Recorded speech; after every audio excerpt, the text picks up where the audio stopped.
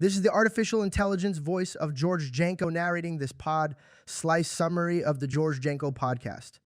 George Janko and Andrew Tate engage in a deep and thoughtful discussion on various contemporary societal issues and the decline of the Western world. Tate mentions his decision to move to Eastern Europe due to observing the Western world's serious decline and the erosion of values that once held society together. He holds a grim outlook on the West, suggesting it's failing in terms of crime rate, cost of living, and societal health. The guests discuss the concept of monogamy and its supposed decline in the modern world. Tate challenges the notion of faithfulness and monogamy, arguing that it's not a challenge for men, but finding a woman worth committing to is. They further delve into the possibility of societal degeneration from subtracting natural instincts and enforcing monogamy, which may have pushed behaviors such as infidelity into the realms of secrecy and has given rise to pornography and other hidden forms of degeneracy. Alternatively, Janko presents a religious perspective on monogamy and faithfulness in relationships. He shares from personal experience on how he was able to make a commitment to his partner. He asserts that integrity and leadings from faith enable someone to lead a woman in the right direction and a relationship in a way that benefits both parties. He alludes to the religious teaching that a woman is a reflection of her man, and a man's actions and behavior deeply influence a woman's actions. Tate resonates with Janko's viewpoint, adding that it is increasingly challenging to view societal trends outside the religious and moral constructs. The dialogues extensively detail the host's perspectives and responses to societal issues, relationship concepts, and the intricacies of man-woman dynamics in modern society. In the discussion, Tate draws an interesting comparison between Western societies, focusing on the negative elements such as pornography and social degeneration, and the Eastern nations like Russia, where supposedly men are capable of having multiple partners without societal judgment, thus potentially lowering desires for explicit adult materials. He frames this difference as crucial in understanding the ongoing societal declines in the West. Janko and Tate explore an influence of pornography on society, particularly its impact on young people's perception of sex. Janko raises concerns about porn influencing men to believe they can take what does not belong to them. Both Tate and Janko question whether the pervasiveness of porn in society is part of a larger agenda to undermine societal values and structure. A provocative question raised is whether entities behind societal changes are intentionally attempting to destabilize society for undisclosed reasons. They coined the term the matrix for these entities, suggesting a hidden power manipulating societal norms. An interesting thought emerged, querying whether the matrix uses misleading media coverage to push its agenda and incite fear among people, considering that not everyone's views align with those propagated in the media. They touch upon the issue of censorship, highlighting how it poses a threat to freedom of expression. Tate delves into his personal experiences of being banned from multiple platforms, recounting it as a confrontation with the Matrix's power. He attributes much of his resilience and determination to his faith. The conversation then shifts to discuss the societal balance of power between men and women. Tate suggests that the current societal configuration tends to favor women and hints at a need for masculine empowerment. Galati asserts that restoring men's role in societal dynamics can lead to closer alignment with God and serve as a tool to counteract the Matrix's influence. He suggests that the balance of power needs to be reset for the betterment of society, framing masculinity as a potential armor against societal manipulation by the Matrix.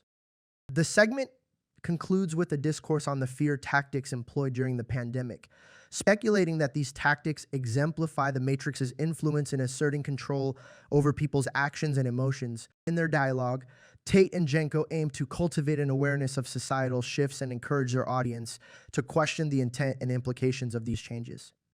George Janko and Andrew Tate first dive into their views on fear and how it's used to manipulate society. Tate is firm in his belief that fear is mainly used to control those who aren't willing to fight, including, according to him, women and the unprepared. He pushes that masculine empowerment is the key to resistance. Tate is challenged on his abrasive communication style during this portion of the discussion, particularly how he appears to dismiss or silence women. He claims never to have a negative interaction with a woman due to his online persona. He attributes his conduct, which includes his abrasive humor, to his way of conveying ideas assertively. The conversation veers to address potential hurdles in reaching out to men and women alike. If men are currently influenced by women, as proposed by Janko, Tate's approach may be seen as alienating. However, Tate remains adamant, defending his tactics as necessary to awaken minds ready to be freed. The duo then looks at the broader societal scope, especially during chaotic times, such as a pandemic. Tate sees his role in society as offering stability and solutions, hence his popularity. He presents his brand as a source of actionable, beneficial advice, reinforcing what he considers the ultimate virtue of his online persona. Addressing his controversial, confrontational demeanor, Tate argues that harsh lessons are often more effective. Recounting his experiences with depression, he emphasizes the importance of adversity as a part of growth, likening God and his teachings to a loving father figure who raises his children through hard lessons. Tate underlines his belief that life is designed to be difficult. The conversation then transitions to the past, with Tate accrediting his upbringing for the principles he holds today.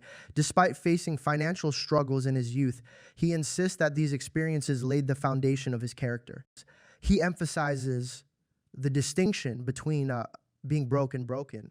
One can overcome financial struggles being broke, but it's difficult to regain lost chances for growth due to early fame being broken.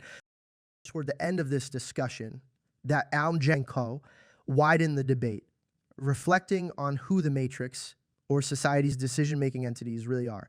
They allude to the distinction between being genuinely rich and being a poor man with a lot of money. The conversation promises to explore this further in a future segment.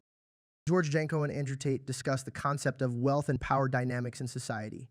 As Tate articulates, the ultra-rich often derive satisfaction not from their wealth, but by exerting control over others, a trait he attributes to ego.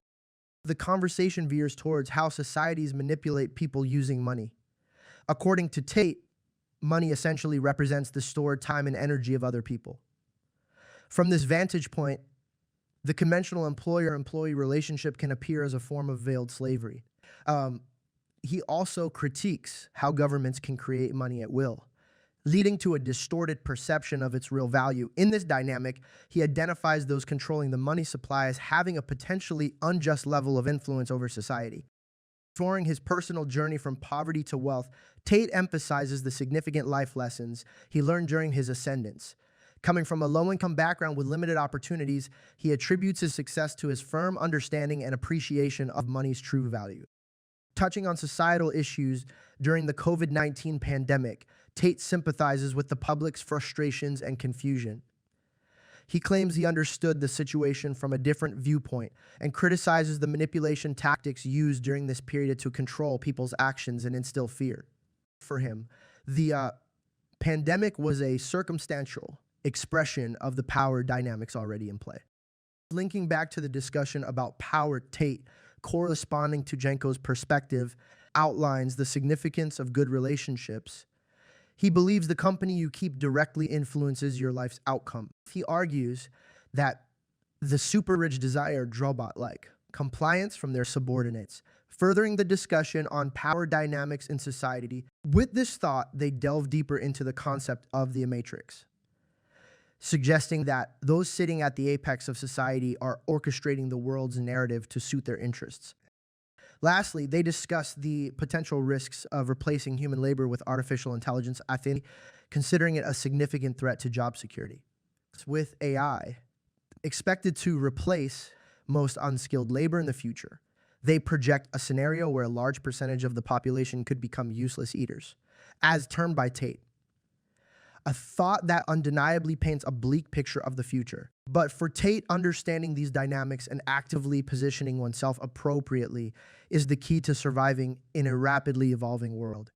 In this discussion, Janko and Tate continue to dissect societal issues, focusing primarily on expectations of men, depression, and the weight of words. Tate asserts that throughout history, being a man has always been a struggle, and happiness is typically associated with women and children. The only men who ever lead a good life, according to him, are those who excel the upper two of men. Tate proposes that human suffering is remedied by respect, particularly among men. He believes much male depression could be ameliorated with more respect, arguing that depression is often overdiagnosed and influenced by situational circumstances. He denies that depression, as commonly defined, is a clinical disease, asserting it arises from feedback from one's mind and body that something must change, not a symptom of an unavoidable ailment. The duo dissect the dilemma faced by celebrities face when dealing with depression, stating that having and focusing heavily on this diagnosis rather than addressing and rectifying the cause of their sorrow could lead to severe consequences, an evident reference to the tragic case of Robin Williams. Janko and Tate also discuss the importance of language and affirmations. They argue that continuously labeling oneself as depressed can potentially exacerbate the situation. They draw from religious texts, suggesting that everything is created with words, indicating that speaking negativity into existence can have dire results. Janko and Tate both underline the role of faith in combating such a mindset. They criticize people who dwell in their depression, arguing they're giving power to something that should not have any governance over their lives. They urge people to focus on addressing their issues, feeding the wolf in the lights, as it were, rather than wallowing in their misery. They emphasize the necessity of focusing on dreams, goals, and positive actions to catalyze meaningful change. Interestingly, they stress the power of self-affirmations and the importance of practicing gratitude for one's achievements as means of redirecting one's focus and improving their mental state. In this heated dialogue, both speakers advocate fiercely for personal responsibility and the power of the individual in overcoming adversity. In this discussion, George Janko and Andrew Tate engage in an intense debate about pride and how it influences one's actions and achievements. Tate argues that being proud is a driving factor that motivates men to work harder and achieve greatness. However, Janko disagrees and relates pride to downfall and reminds us of the biblical viewpoint on pride as sinful. He suggests that it provides a false sense of achievement, blinding people to the fact that everything eventually comes to an end. Janko introduces the idea of perspective and emphasizes the importance of peace and love over pride. He passionately explains that only when you welcome God into your life can you truly find peace. They both, though, share differing views, accept the idea that money can provide freedom to the ones we love, but not ultimate satisfaction or peace.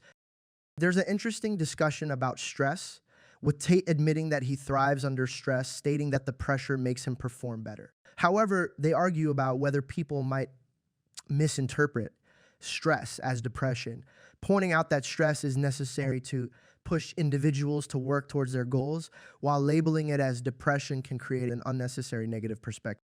Throughout the conversation, the priority of personal pride takes center stage. Tate insists that his motivation comes from striving to be proud of his achievements and seeking respect from others, whereas Janko iterates that pride shouldn't be the driving force. Tate also acknowledges that despite his accomplishments, he believes he's only reached a fraction of his potential, feeding into his drive for continuous growth and improvement. This aspect of his ideology builds on his prior emphasis on pride, signifying an unending quest for self-betterment. Moreover, the notion of being a provider is evident in Tate's dialogue as he discusses the happiness in being able to give his loved ones a good life and his conviction of enduring personal suffering if it means guaranteed well-being for his close circle. This view offers insights into his perspective on masculine roles and his belief system centered around personal sacrifice, resilience, and determination. Lastly, they probe into the predicament of maintaining acquired wealth and the looming anxiety that accompanies it. Tate reveals that he's persistently anxious about preserving his empire. Reflective of contemporary conceptions of success, his comments capture the relentless pursuit of financial stability while also challenging the fallacy that financial wealth leads to unmitigated happiness. The discussion now ventures into a deep reflection on finance, ownership, and personal integrity. Andrew Tate talks about the pivotal role money plays in providing for those you care about, especially during times of crisis.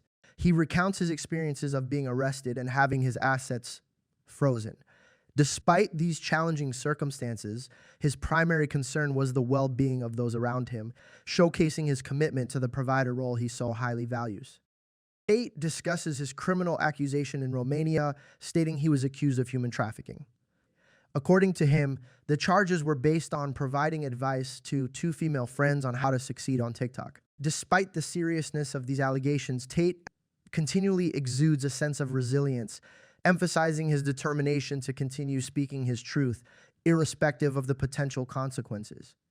Drawing on his experience of his assets being seized, he delves into the unexpected impermanence of ownership, asserting that true ownership is an illusion propagated by the matrix, a metaphor for societal structures that dictate conventional notions of success and achievement. This perspective forces a consideration of the inherent limitations within this matrix, regardless of one's financial status.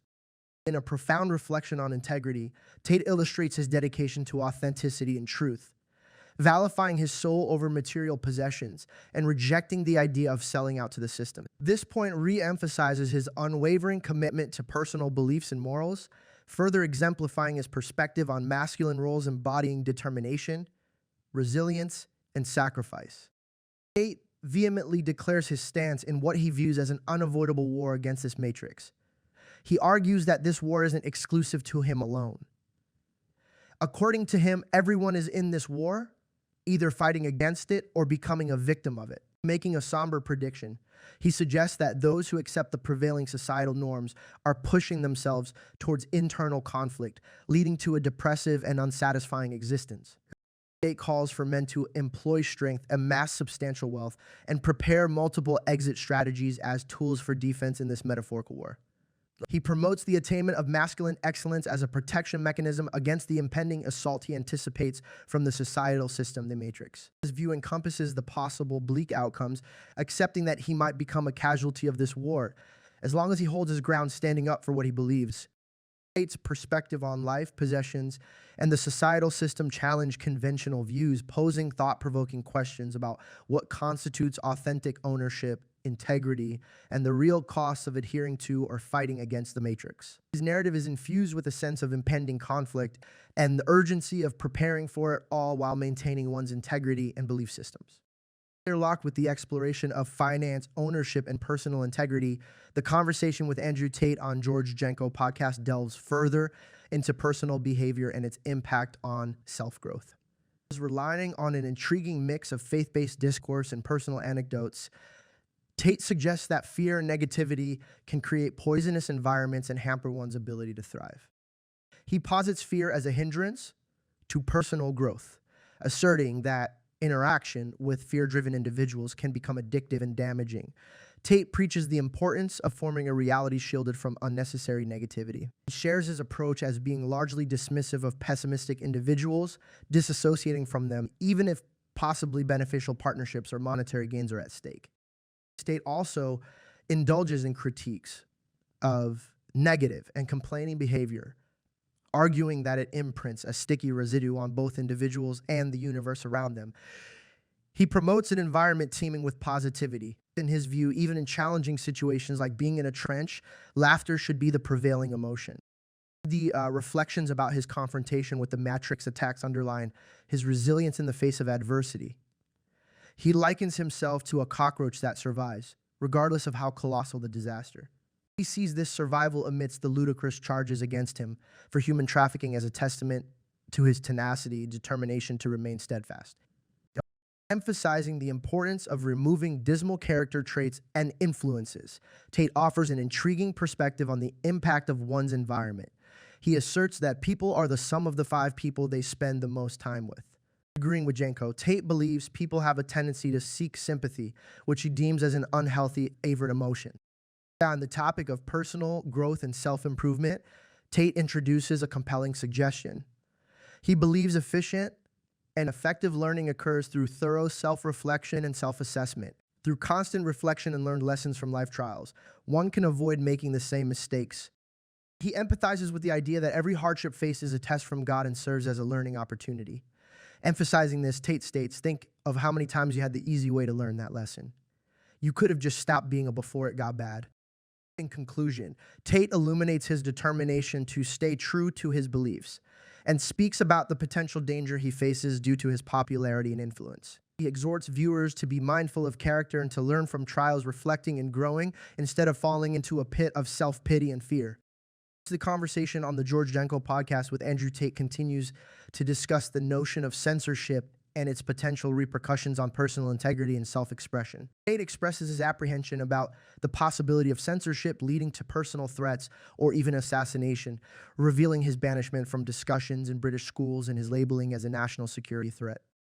Tate dissects the structure and function of the matrix, particularly its dependence on a subdued and controlled labor force, and argues that his divergent views and influence pose a threat to this infrastructure. Specifically, he draws attention to his popularity with younger men, demographic vital to the matrix survival. This core demographic, enduring low-paid jobs and heavy taxation, is despondent and exploited, and therefore a source for potential disturbance when injected with contrary ideas. He emphasizes the Matrix's fear of his influence, resulting in his total ban from UK schools, the severity of which he equates to being branded a national security threat. He discusses his distress at the potential consequences, like violent reactions, riots, or buildings being burned down in his support, and how that could escalate the situation and lead to harm rather than promoting positive change. Continuing the thread on self-improvement and self-reflection, Tate introduces a critique of holding destructive protests to advocate for a cause. He shares that his guiding principles of motivation, hard work, respect, and love might lead to a situation where he becomes overly influential, thus a target of authorities. On probing the issue of getting canceled, Tate contemplates the notion of his potential demise and whether his life's disruption is worth the troubles he stands against. In a striking statement, he asks, "Do I want to live for something and die as a name instead of a number?" He concludes that he'll continue doing what he deems best. Tate ends on an optimistic note, suggesting that the Matrix is showing signs of cracking thanks to the power of the internet and its gift of free speech. He claims this newfound freedom to speak up fosters an environment where getting canceled doesn't equate to the end. It offers the possibility for those canceled to find new platforms and become even more influential.